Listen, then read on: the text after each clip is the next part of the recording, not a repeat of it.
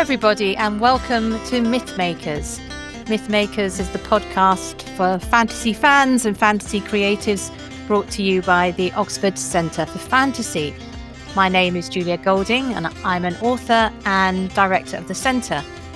And today I'm joined by Jacob Rennaker. Jacob, why don't you introduce yourself? Hi, thanks, Julia. Thank you so much for having me. My name is Jacob Rennaker.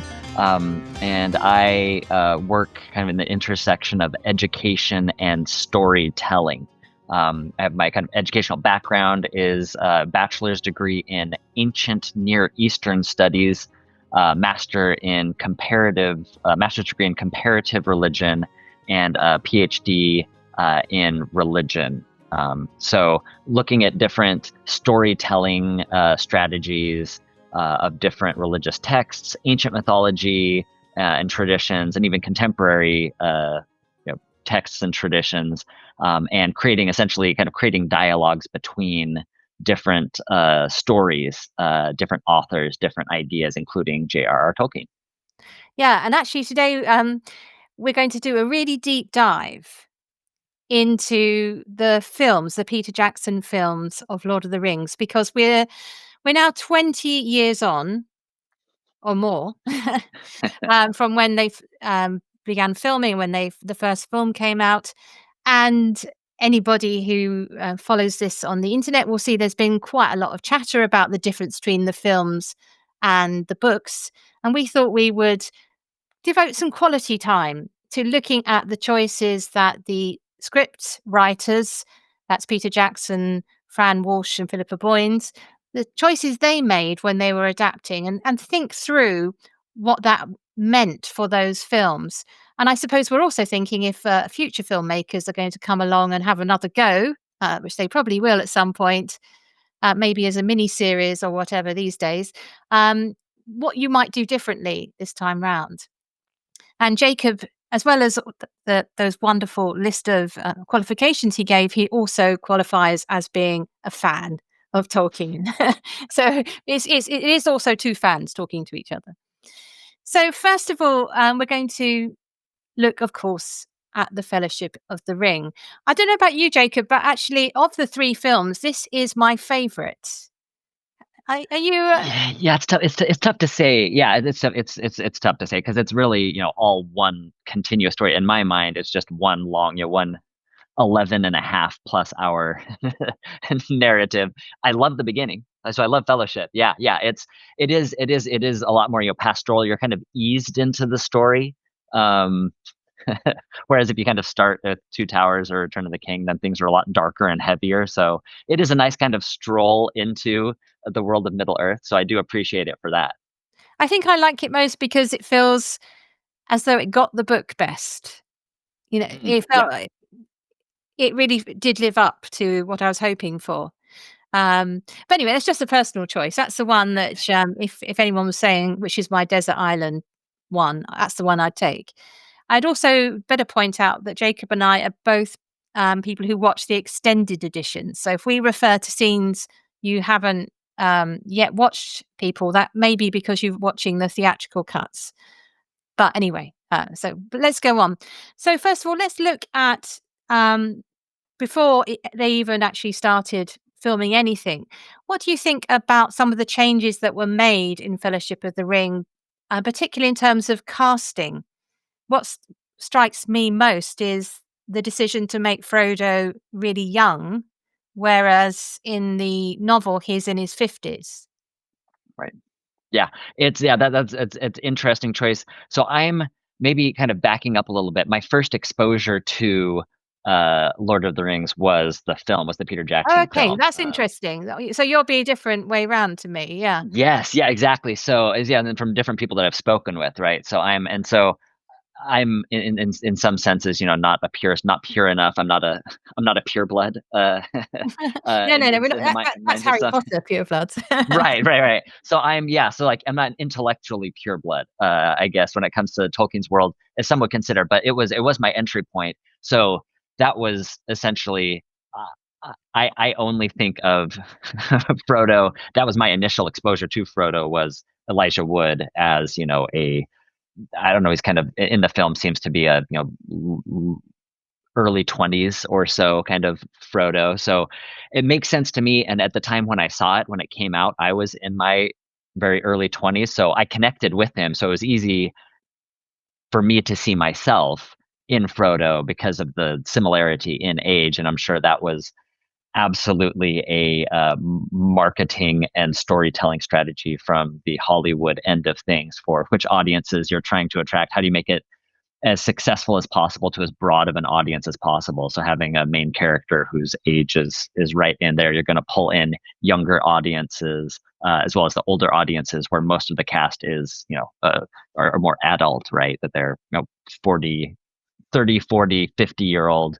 That's easy, but how do you get a younger audience age down some of your characters? So yeah, I think it was a natural and I think inevitable choice. And I'm fine with it because it got me into Lord of the Rings. I do appreciate the difference. So Julia, what do you see as maybe some of the differences in his character by shifting his age in the film to the book? Yeah, it does shift everything because if you rerun it and say put Martin Freeman in as Frodo instead, because Martin Freeman was more age appropriate for The Hobbit, it's still a really good casting.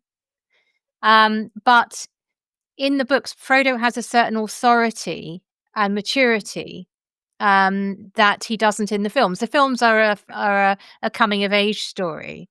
I can make arguments for why it's appropriate. So I always think of Frodo in particular as very much a First World War recruit. Someone too young who's asked to sacrifice his life for everybody else. So that element definitely works. And there's also the argument that hobbits at 50 are not as old as us lot at 50 because of they've got longer lifespans. I don't think it's a mistake. I can see exactly why it was done, but it is an area where another go at the film, it would give the next generation of filmmakers a different place to go if they wanted. And that would be really interesting. It makes the hobbits less idiotic, less not idiot. That's a bit too strong. Less it make Rambunctious. yeah, it makes them a bit more sort of sorted if it's a slightly older, Mhm. group who are going, I think. Because Yeah. If you see, go ahead. I was gonna say, there is a little bit of they do seem completely clueless in a way which I think is beyond the clueless. They are little people in a big world, but, they play up the humor and the fact that they don't quite make the right calls at some time, which isn't quite the same as the book. Yeah, I was just thinking when you were saying, casting somebody who's more age appropriate, and how that would provide a different angle for filmmakers and storytellers, in the film visually, and in terms of kind of tropes. You could have Frodo's journey as midlife crisis, right? Essentially, and that's a very different take on why you're going out on this journey and what you're having to prove to yourself, right? What you're trying to understand about life. It's kind of a looking back, kind of a retrospective. Where have I been? What have I done with my life? And what do I actually want to be now that I'm partway along and I'm now on the downhill slope? What do I really want to be doing? And so seeing the journey of the ring as kind of, him taking his life into his own hands instead of sitting complacent in the Shire, and then kind of being thrust in one sense, but then also choosing to enter into with like the last half of his life into this life changing and world changing adventure. So yeah, that's a completely different angle from the Mm. coming of age, where it's just kind of this continual kind of upward trajectory to then becoming a completely fully well-rounded realized adult. So now if you start there at the adult starting point rather than the somebody fighting the inevitable decline into mediocrity, complacency. That's a completely, so I think that's fascinating, and I would love to see somebody have that take. Yeah, the danger would be it would feel a bit too similar to I mean, because that's really The Hobbit is like that, isn't it? Yeah, yeah, right. But I think looking at it from the positive side, what that casting choice did do is Frodo is beautiful. He's got a beautiful he's like angelic almost, isn't he, with his big Right. blue eyes. There's a beauty to him, which I don't think there's quite a few jokes in the actual book about the fact that he's put on a bit of weight and, he needs to get in shape. Um, so it has a there is a difference. There's just a different feeling from Frodo the film version from Frodo the book version. But it does mean that there is a different. I mean, it's always good if there's new pleasures when you go to the book or go to the film. I mean, um, I think this gives us two bites of the cherry. We can have one version of the story, which is the film, and another, which is the book version. Right. Okay, so um, going into the actual the way the script is written before we talk about the sort of structure of it, but Mhm. the register and the diction, do you think they captured in how they approach the script the right sort of Tolkien-esque language? You're a language expert. Yeah, yeah, it's a good question again because my first exposure to the world of Tolkien and Middle Earth is the films. So as I'm reading it, it's hard for me to divorce the voice inside my head from the different actors who were portraying those voices. But yeah, it is really interesting, right? With the different. So I think one of the things that works well is having different diction for different areas of the Shire, right? So Oh, yeah. Pippin's diction, right? So you have these different instead of just saying we're just going to have randomly chosen different kind of a hodgepodge of different British dictions used by the different characters. That can actually be in your favor if you kind of consider different areas of the Shire as being different kind of linguistic areas where they're staying in the same place, they're not moving around, and so of course they're going to develop a certain cadence and different styles of speaking. So in that sense, I think it does. I didn't when I was first watching the films, I didn't see that, but now in retrospect, I know that could have been a accident of casting that actually could, upon reflection, prove to be fortuitous in saying that the Shire isn't a monolithic culture, right? That these are people who have geographically interconnected but distinct areas. So maybe I might be giving them too much credit for what they're doing, but I'm happy to do so. Well, if you watch the making of, which is one of the pleasures of the extended edition, is I think Billy Boyd says it was almost like it is an accident of casting in that sense, in that he's Scottish, and so the Tooks get to be Scottish. Even the name Took feels as though it should be. It could be, Mhm. sounds Scottish. Right, Um, there is a slight problem about just it's not very big, the Shire. So to have right, wildly different accents within a short space, I suppose might be a bit funny, really, but right, it right. works. There's a couple of in The Hobbits, obviously you've got Dominic Monaghan, and, who's a Brit, so his accent's fine. There were a couple of times when just a few tiny moments as a British person when Elijah Wood drops it. It's right at the beginning when he says to Gandalf, "You've only just arrived." The accent isn't quite there, and that was a Yeah, shame because it jars. yeah. And then the Sam accent is kind of Somersetshire, which is the uh, it's fine. It is fine. Yeah, it's fine.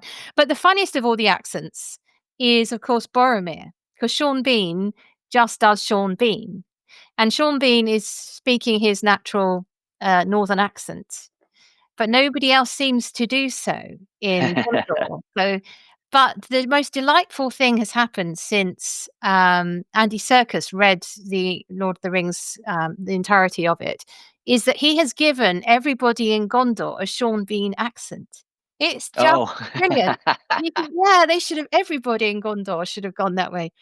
So, yeah, I think on the whole, seeing it's a cast from many different English speaking places, and also some of the actors are not first language English speakers. I think they did pretty well, and the actual rhythm of what they wrote and how it was.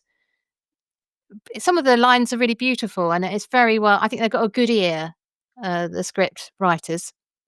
Okay, so in the Fellowship of the Ring, what are your perfect moments? Yeah, so in terms of like visual imagery, right? So in film, right, the visuals are what are primary and soundscape, right, behind it. So, Howard Shore's score is inseparable from the visuals, right? They're all kind of working together in concert to provide this kind of overwhelming, soaring, uh, perceptive experience. So, for one of those, I think for me is Aragorn's introduction, right? The first time Yes, you see him, yes, right? yes, that's Just mine.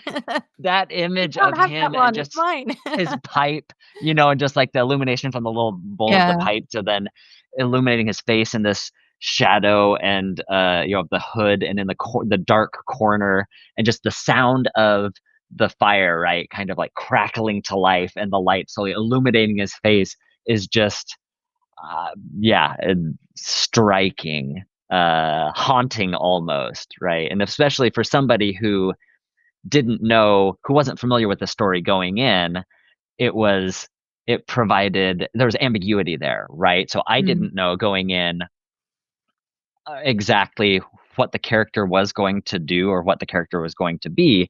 So for that was it was kind of awe-inspiring with perhaps some ominous quality to it, and I couldn't, you didn't know exactly what to take because, of course, you're looking at this. The camera's looking at it kind of from the Hobbit's perspective, right? They don't know who this character is, right? So you're kind of seeing it as they see this shadowy figure in the corner who's just kind of creepily staring at them.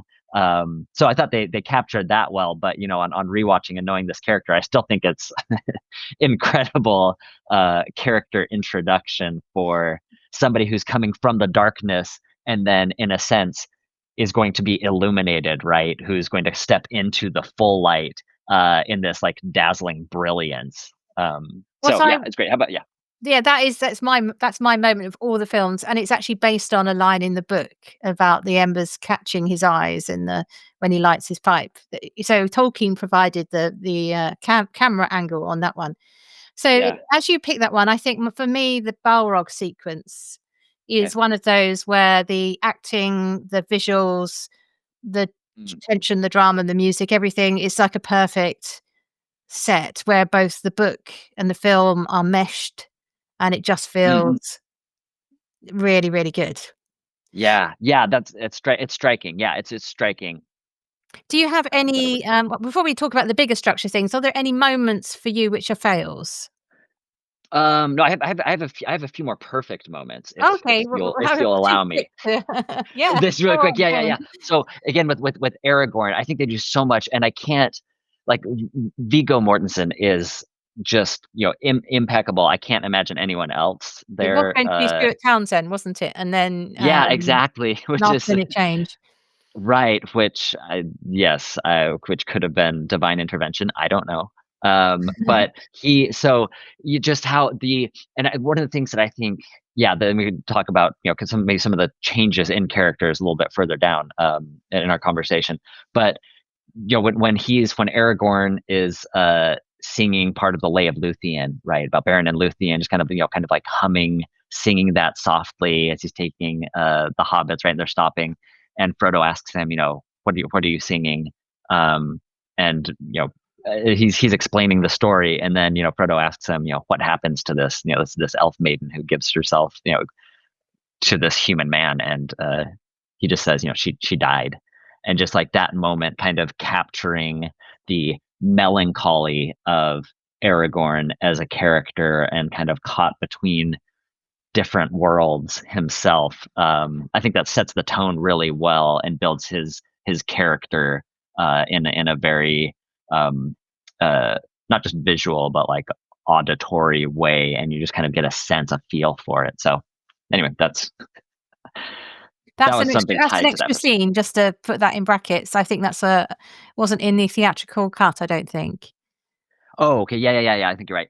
I mean, I've it's a long time since I saw It's the been original so long. version. Yeah, Yeah. it's been so long for me too. Um, okay, so is there anything where you think it doesn't quite work?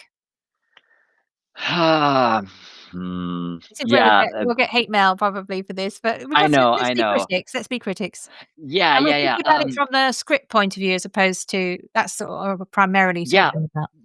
Yeah. So, something that's difficult is the wizard's duel between Gandalf and Saruman.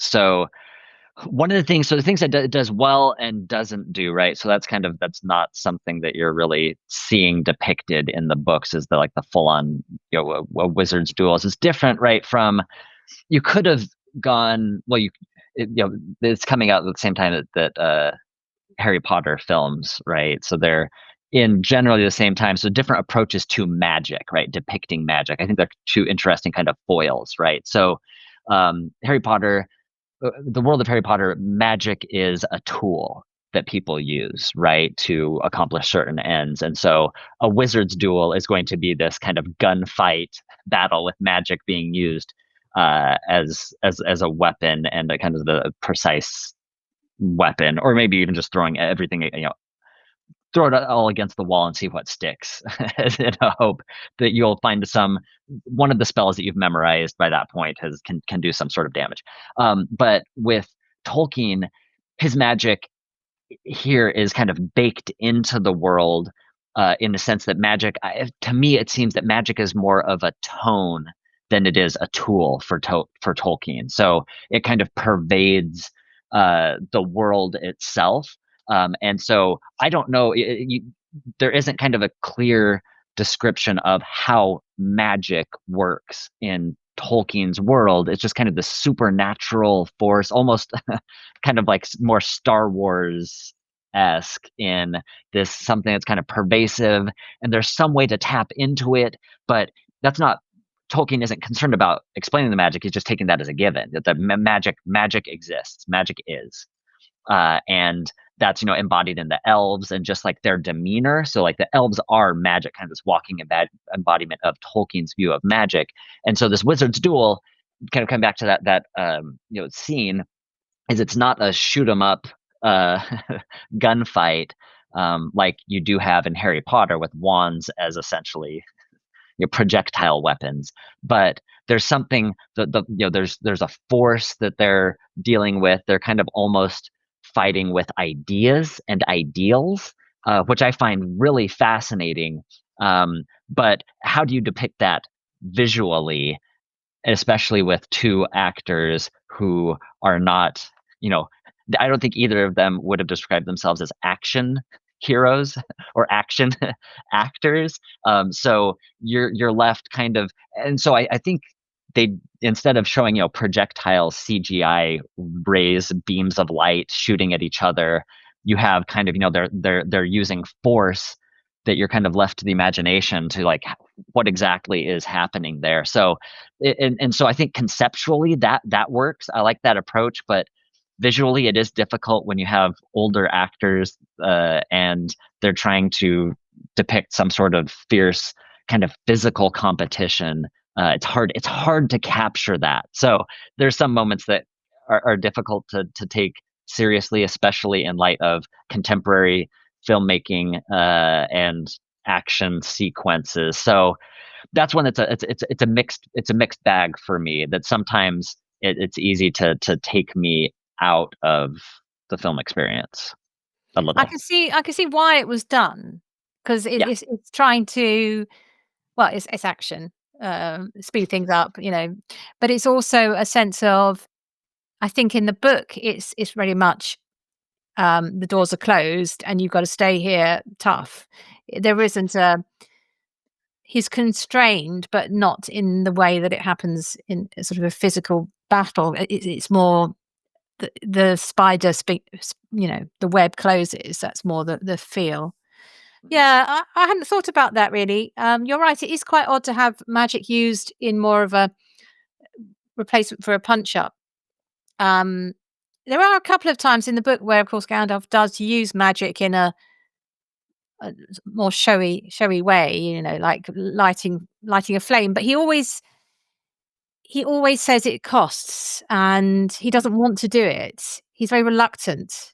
So there is a bit of a step outside. Yeah. Oh, it's interesting. I'll have to think about that. I'm not sure. I hadn't really It hadn't bothered me before, but now I'm gonna think about it. Um, for me, the one of the, uh scenes that doesn't work, it's in the extended edition, and it did get cut from the main thing, is as they approach Moria, um, Gandalf takes Frodo aside and basically says, "Look out, Boromir's gonna try and take the ring." And it's one of the scenes where there's bit too much exposition, and I think that's probably why it was cut from the theatrical edition. We know, we get it, and so it's also just feels a bit odd, a bit jarring, that scene. Mm. Um, so I think that was one of the ones that perhaps didn't need to go back in the extended edition. And there's another scene which jars, for me, which is the one when, um, they're on Weathertop and Aragorn says, "I'm gonna go off and look for Black Riders," basically. And Frodo drops off to sleep and the other 3 hobbits start cooking. And then Frodo wakes up and says, "What are you doing?" Yeah. That is not in the book. They're a bit Right. more they know that they're being pursued, they know that they're in danger. In fact, I think, Frodo and Merry is, or is it Pippin? Well, anyway, Frodo, they're with Aragorn searching and then see the Black Riders moving about and fear they've been spotted. They're much more sensible, much more aware that it's a life and death situation. And that's one of the changes to make the hobbits a bit more, um I was saying they sometimes come across as being a little bit idiotic. That is one of Yeah. those moments. Um, and you can see that maybe that's in order to show the distance they go, because Mm. they're the guys frying up sausages in the face of danger, and then they become the heroes and the Right. heroes of the battle. It's a journey thing. But Right. me, I just think, really? I think, I'm not sure. I have problems with that scene. Okay, so on the whole, not that many problems with many scenes though. Not So too bad. There's some visually, there's some, I mean, with CGI, they're working. It's difficult with casting different actors who size-wise are in relation to each other different. So I think they did a great job with mm, what they had to do, right? So, John Rhys Davies as a dwarf who he's not. My exposure and first love for him was in the Indiana Jones he's a films. very So tall when I saw gentleman. him, Yeah. he is, right? He's and so Tallest of them, having I to think. right, having to depict these people who are normally tall and the hobbits, right, when they're in scenes with humans and wizards and elves, and sometimes just because of the constraints of computer generated imagery, imposing different people into different scenes, sometimes it does seem a little off. You can tell that Yeah. There they're is not one actually moment, there together. yeah, after the Council of Elrond, there's one moment where Yeah. it's that Yeah. that bit. I think probably the CGI was just a touch behind there. There's a Yeah. feel of it's like 2 people, sort of 2 layers of people. Anyway, I mean, tiny minor Exactly. point. But that's it. Yeah, We're but it's a being minor point. finicky, aren't we here? But Let's that's talk if that's about. if that's the worst point, then Oh, yeah. I mean, maybe. these are our favorite films. We should have, Right. we should have said Right. that. Okay, so, let's talk about the sort of the larger, script decisions now. Mm. Um, and there's the issue of pacing and cuts. So let's start with where it starts. For those of you, I'm sure you all know if you've read the books, it starts with a long prologue concerning hobbits, by Tolkien, which you don't actually have to read. You can skip to the first chapter. And then it goes into quite a slow build up to the party. And in the film, you of course get the montage of the history of the ring with, Galadriel, Kate Blanchett, with the voiceover explaining quite a long setup actually in terms of film time. So what do you think of that particular script decision to, not start in the Shire, in fact, but you start the prologue with the history of the ring? Good choice, bad choice?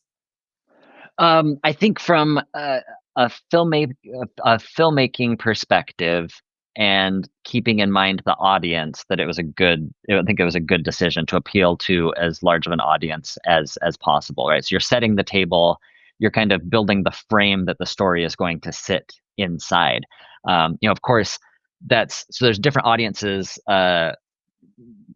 are interested in different parts of the story. And so like in the books, one of the with the rearrangement of scenes and things, right? So pulling that section from the Council of Elrond. So that's when the hobbits first learn of this. So uh in the books we're more in the from the perspective of the hobbits as they're so we're learning things as the hobbits are learning them as they go along, right? So we're just as much in the dark as they are, and these things are revelations, so we know why they're making the decisions that they're making. They make sense. Whereas if you put it against that larger backdrop from the outset, then you're not going on the same journey that they are. You're kind of in the third person kind of omniscient narrator setting.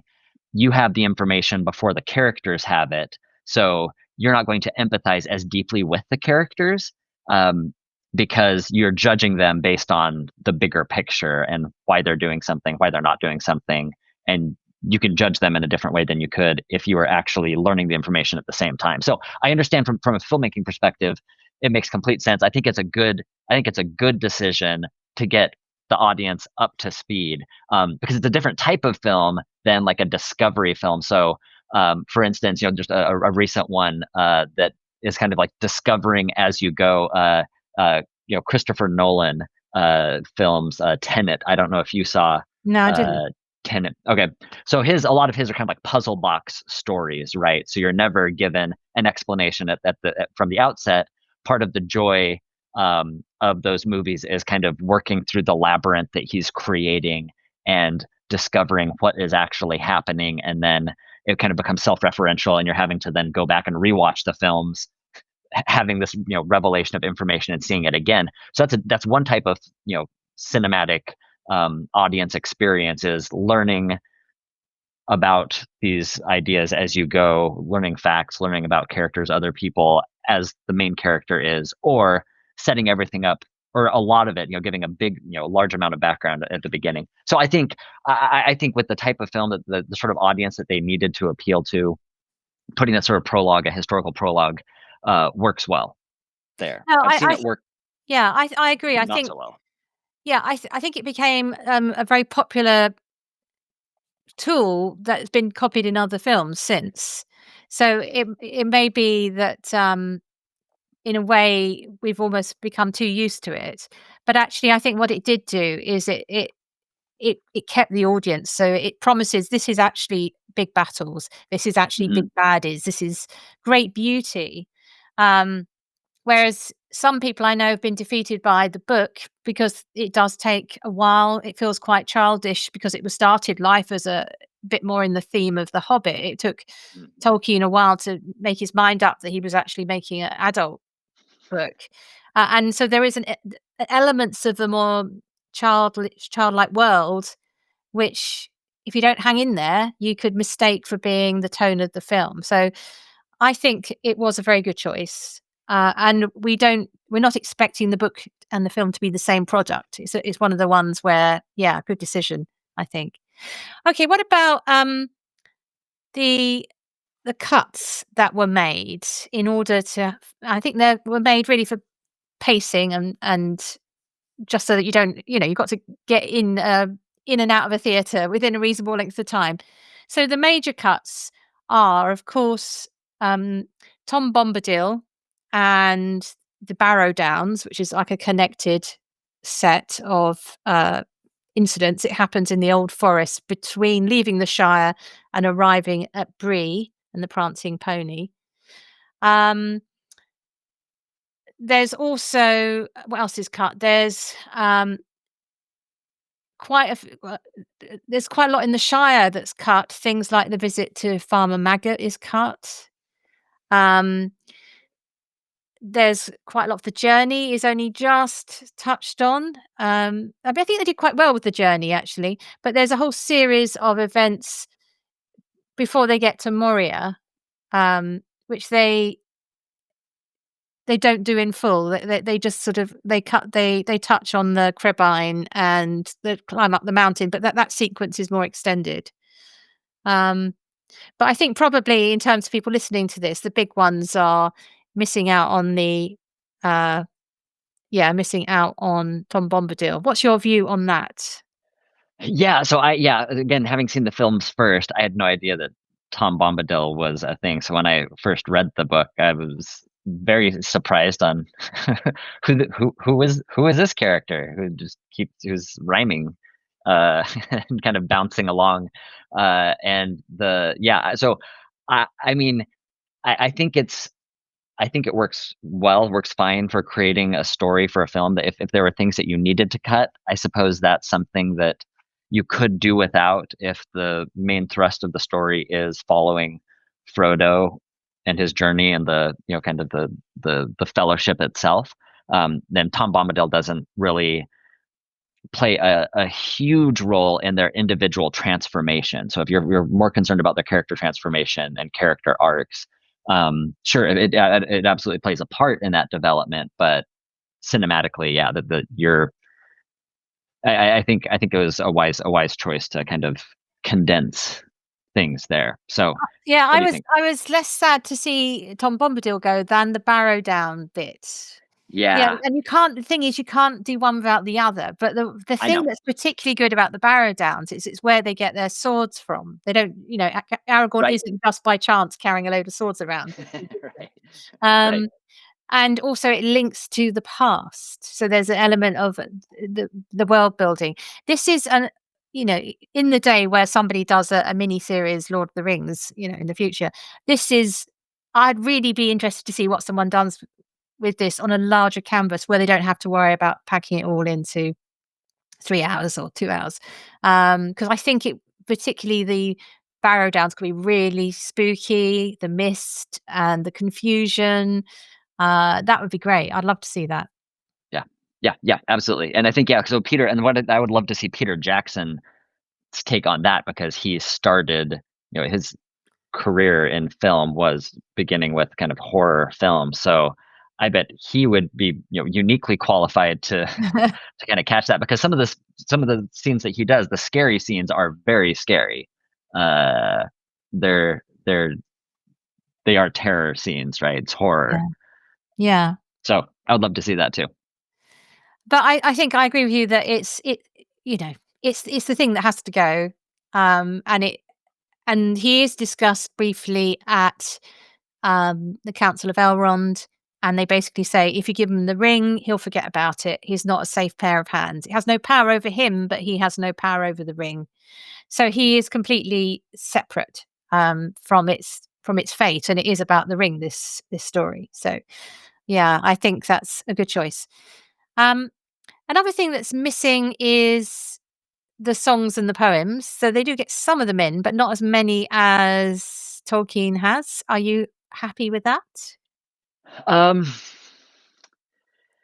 yeah, I mean the poems are delightful and moving in the books, and so because like you said, these are different experiences. The film experience is different, so in terms of some of the extended poetry that you have there that is really melancholy that captures the kind of pervasive sadness that exists in this world of Middle Earth, that's going to be hard to keep the attention if you're wanting to attract a broad audience. Your younger audience is not going to want to sit through uh you know recitation of elvish poetry. They're gonna that's they're Yeah, and certainly there's not also going to quite come a lot of back. comic verse that gets wheeled out as Right, well. right.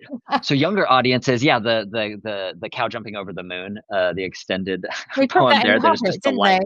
Do you It's remember they so great. I love that just what Tolkien does with with the traditional kind of English rhyme and just kind of spinning it out and doing some really fun things with it.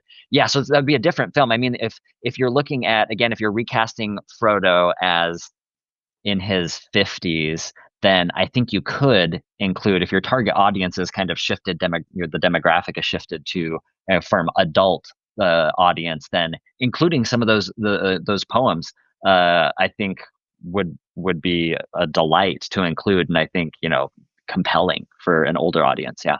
Yeah, because the reason he puts on the ring in the book in, The Prancing Pony is because he's very awkwardly singing a song, then he gets a bit carried away, and so it's actually funny but terrible. It's one of those. Is a particular tone that Tolkien has, which it would be lovely to see that. Because in I c- obviously these choices are made because they've got to make cuts somewhere, but the way that the reason he puts on the ring is sort of Pippin's fault. Um, in the novel, it's Pippin starts to say something. Frodo decides he's got to add a distraction, gets up on the table and starts singing, which is like the worst thing he could do. I think it's just hilarious. Anyway, um, so there is, just pointing out some areas which a future scriptwriter can have a go at. Um, so coming towards so much we could discuss, but coming towards the end of what we're going to talk about on Fellowship of the Ring, I think one of the biggest things, there are two things really I wanted to talk about. One is the swapping of characters, and the other is how places are imagined and personified. So on the swapping of the characters, there's a big change, which is in the book. After Frodo is injured, the elf who comes to help is in fact an a man called, or not a man, an elf called Glorfindel, who's a very sort of from the old lineage, who's a friend of Aragorn. And in the film, memorably, you get Arwen coming. So Jacob, have at that. What do you think of that change?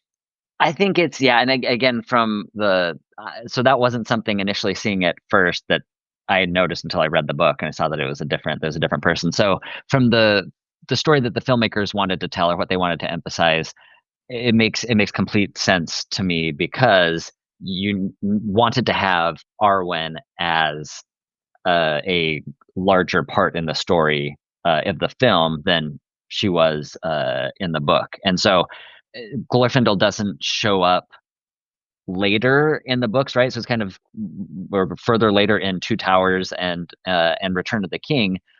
So if you have a character, so one of the tip for screenwriting is if you can combine two characters, do because you're able to have that one character do more and carry more Yeah. narrative weight rather than splitting it up and having just kind of proliferating characters. Because in filmmaking, it's an art of kind of simplification, right? Minimalism, maybe not simplification, but minimalism, right? You're trying to get the greatest impact out of the fewest amount of lines, out of character choices, out of scenes. You're trying to get as much as possible into each scene. So it makes sense from a filmmaking perspective to combine those characters and let Arwen kind of save the day there because that's our introduction to her is as this active character.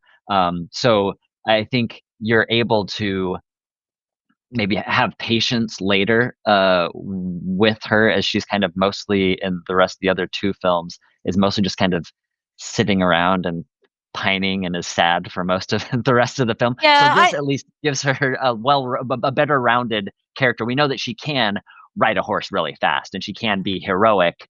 She's just choosing to sit around and read elf poetry and pine over Aragorn and kind of wrestle with that. So I like that for what it does for her as a character and streamlining the story. What do you think? I think it's an improvement. So I think one of Okay. the problems about Lord of the Rings is the passiveness of, well, with the honourable exception of Erwin, who we'll get to anon, um, yeah, there's not much roles, and you are, as a modern filmmaker, going to be saying, "Where can we lever? Open up the chinks," and this is a really good one. Yeah. They did actually think of making her active all the way through, but they rode back from that. I think they even filmed her being at, Helm's Deep. Helm's Deep, yeah, and Yeah. armor. I think there are photos of her in armor, and then I think in part due to fan kind of Yeah. pushback on that, I think they reeled back a bit. So it would definitely be for those of you who are about to write the next version of this, I think it's definitely the kind of thing to do more of Yeah, yeah, absolutely. without breaking the spirit Hmm. of the book. I Right. noticed that in the new Amazon series, they've obviously made Galadriel, the young Galadriel, into very much a warrior. Even the Yeah. teaser trailer, she's very badass. Right. But I think that 20 years on, they wouldn't have been forced to row back from putting her in a more active role. So Right. yeah.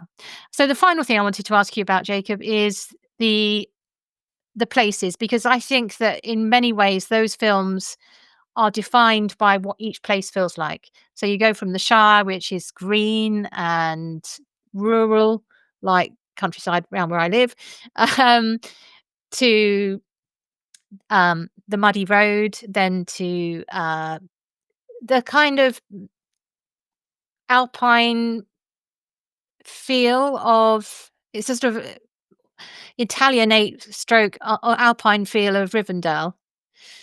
Then you've got the mountains, you've got Moria with the dark mines, then you've got Lothlorien with its silvery sort of tones and blues. Then you've got the Great River, and my favourite of all, the Argonath, the statues of the Argonath. Yeah. What did you feel about that version of how they realised the book? Well, I was amazed that it was all shot in the same physical place, right? So New Zealand has all of those different climes, right? Those different types of settings. So I'm eager to make a pilgrimage there at some point. So it's yeah, I thought yeah again visually they did an incredible job differentiating the different areas again with not just the terrain but also yeah the kind of color palette for each of those, right? So um, yeah, Lothlorien uh, looks different visually than Rivendell You does, for see, that's the instance, one right? I So don't like. I don't like Lorien. I think it's too dark, it's yeah, too Twilight. yeah, In the right. book, it's described as, silver and gold Right, right. I with would have loved to have seen that. flowers, the Eleanor flowers. I think they needed to turn the lights on. Exactly, yeah. And I can see why they did that, right? So they're compressing time, right? So if Yeah. you think as an audience member, essentially you think that maybe this took mm, a few days, maybe a week, but it was a pretty fast week. Whereas, yeah, in the book, these things are spanning over. Right when they stay in right in Forest Lorien and Lothlorien, they're the moon is different from when they when they go into the forest than when they come out of it. So some immeasurable amount of time has passed in there. So I think as a film, they're trying to say that they're only basically they're sleeping over at having a sleepover in Lothlorien, and then they're moving on. So it is dark. I would have loved to have seen, because in the books, that's one of the things that Tolkien does best, is in his nature writing, right? His description of the natural world is in my most recent reread, which I just finished a month ago or so. Just that was one of the things that stood out to me this time, was just his prose specifically about nature, and so how he describes that forest. And you're right, like the silver and golds and the just the leaves, and I can't I can't even paraphrase it because it's sacrilege to do so. But like how beautiful the phrases that he uses, how clearly perceptive Tolkien as a person was to the surrounding world and nature in general. So he, in a sense, is able to kind of re-enchant the ordinary world through his description of these elvish forests that definitely had an impact on me and my perception as I was listening to his words as I'm out in nature, on a walk with my little almost 2-year old child. I'm looking at the world differently, right? And I'm seeing it as magic. And so, yeah, I think you definitely lost that in the film, setting it at night. You can't see the beauty. There's kind of an evening, kind of twilight Yeah, beauty of that well, it's sorts, but symbolic, isn't it? I mean, I can see why they chose to do that, but it was just the place where sometimes they picked a landscape where it was better than my imagination, but mm, my imagination of Lorien is better than what they did. It felt too yeah, much like being in a studio. There wasn't enough fresh air. Yeah. Um, so Agreed. again, we're thinking about possibilities for future adaptations. That's one place where I think you could really have a go at doing a different take, Yeah. and surprise us all and enchant us all. Yeah. Yeah. And Okay. So differentiate that from Rivendell because yeah, they're different, right? They're different kind of elvish cultures in a sense. So I thought the Rivendell, the set design was that was good. phenomenal. That's Yeah. really good. But doing that same sort of treatment in our other forest, and our other kind of elvish miniature kingdom, but yeah, kind of develop that and give it the same sort of care that you did to Rivendell. I would like to see that. There's probably people shouting at us, when they're listening to this, saying, Probably. "That's my favorite scene." Anyway, it's just personal taste. These are Yeah, it's beautiful. It's beautiful. If I want a nighttime forest, yeah, great, love it. yeah. I would go there. I would stay the night there. I would stay more nights there than one. Yeah, on the cushions under the tree. Right. Yeah. Not up the tree. That looks a bit. I'm a bit worried about rolling off the edge. So, Jacob, we've done quite a deep dive into Fellowship of the Ring, and I always finish the podcast by asking my guest where in all the world is the best place for something. And as we've talked about John Rhys Davies and the dwarves, where do you think in all the fantasy worlds is the best place to be a dwarf? Um, We're I'm going to talking have to here, say the bet. obviously, of the folkloric dwarf characters like Gimli and his Yes. brethren elsewhere.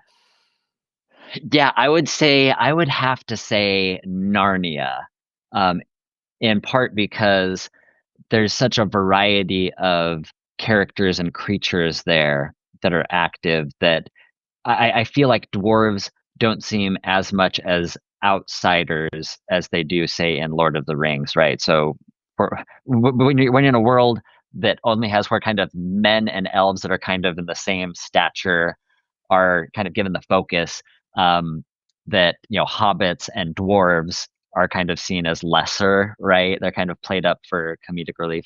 Um, Whereas in Narnia, if you have talking animals, right? A person who's a different shape and size than a Homo erectus, like isn't that doesn't seem out of place. It just seems like another character alongside this beautiful variety of creatures and characters with different personalities and rich cultures. So I think if I was a dwarf, I think I would enjoy the world more and probably feel more at home and be happier in Narnia than even say Middle Earth, possibly. Yeah, I actually totally agree. I've been struggling to think of somewhere better.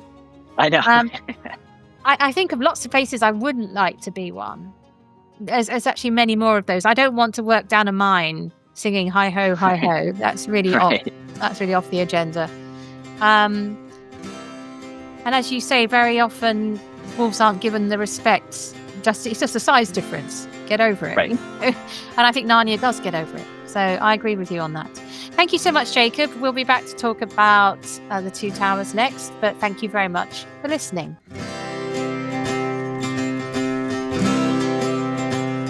Thanks for listening to Mythmakers podcast, brought to you by the Oxford Centre for Fantasy.